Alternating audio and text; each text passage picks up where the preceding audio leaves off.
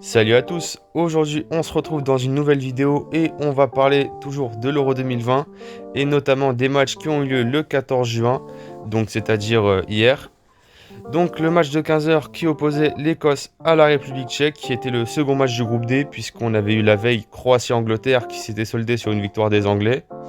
Donc ce match qui opposait l'Écosse à la République tchèque qui se déroulait en Écosse a vu les Écossais se faire surprendre puisqu'à la 42e, Patrick Schick ouvre le score pour la République tchèque.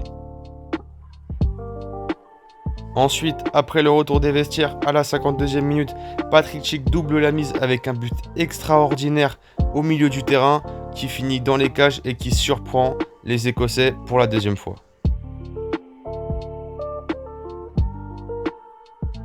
C'est ainsi que dans ce match, l'Écosse s'incline et la République tchèque s'impose 2-0.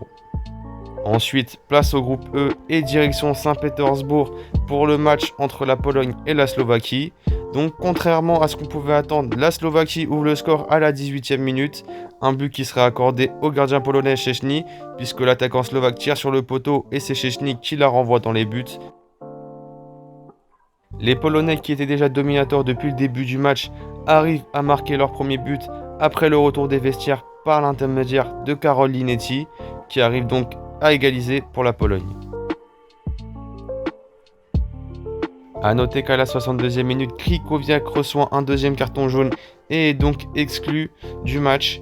Donc voilà, Krychowiak qui est encore problématique pour son équipe et qui met donc la sélection polonaise encore une fois en danger.